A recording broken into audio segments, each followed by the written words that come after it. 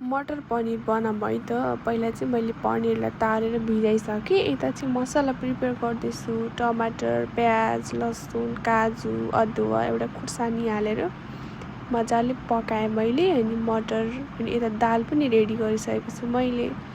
अनि यो मटर चाहिँ थोरै तेलमा भुट्दैछु, नुन र बेसार मात्रै हालेर भुट्दैछु है। अरू सबै मसला मिक्सरमै छ। अनि नुन बेसार हालेर भुटेर एकछिन छोपिदिएँ। अनि अघिको मिक्सचर पनि पानी हालेर पिसेँ मैले।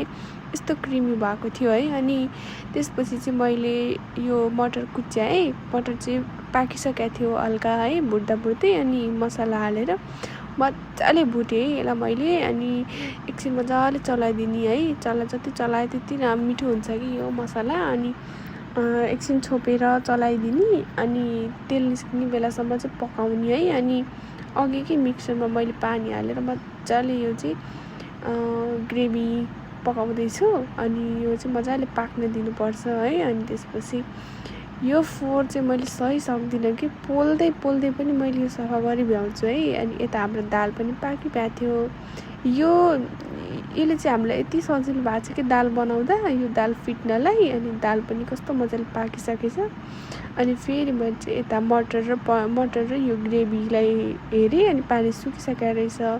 अनि यो पनिर चाहिँ यस्तो सफ्ट हुन्छ, पानीमा भिजाउनु भयो भने हल्का तार्ने। अनि नुन पानीमा भिजाइदिनु भयो भने एकदम सफ्ट हुन्छ कि। अनि मैले सबै पनिरलाई राखिदिएँ। अनि मजाले चलाएँ मैले। अनि एकछिन सानो आँचमा चाहिँ पकाउनु छोड्दै फेरि फोहोर भएछ कि ग्यास। अनि फेरि पुस्दैछु म जस्तो चाहिँ को हुनुहुन्छ अरू। अनि मजाले सफा गरेँ मैले है। अनि यति धेरै भाँडा थुप्रिसकेको थियो। अनि पछि सजिलो हुन्छ भनेर चाहिँ मैले भाँडा पनि धुन स्टार्ट गरेँ।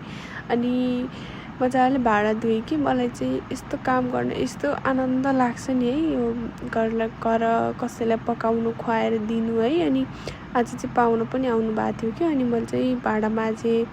अनि माझ्दैछु, यहाँ देख्न सक्नुहुन्छ है। अनि थोरै माझ्यो भने चाहिँ पछि सजिलो हुन्छ नि त। अनि मैले चाहिँ खाना पकाएपछि यतिकै भाँडा माझिदिन्छु। अनि खाना खाएको र अनि हामीहरूले युज गर्ने भाँडा मात्रै रहन्छ कि, पकाएको भाँडा मात्रै। अनि यो बेसिनमा यो नफाल्ने मान्छे चाहिँ मलाई एकदमै रिस उठ्छ। कोही देख्छु कि म कस्तो फोहोरी लाग्छ त्यो फाले। अनि मजाले बेसिन चाहिँ मैले जति बेला मैले धुन्छु क्या यो। अनि दिनको 3-4 चोटि नै धोइरहेको हुन्छु बेसिन यो पानीहरू है। किन भन्दा यो एकदम हाइजिन हुनुपर्छ नि त। अनि मजाले साबुन लाएर मजाले बेसिन अनि नालीहरू सबै धुन्छु कि मैले। अनि देख्न सक्नुहुन्छ टिर्लिक्क पारिदिएँ मैले है।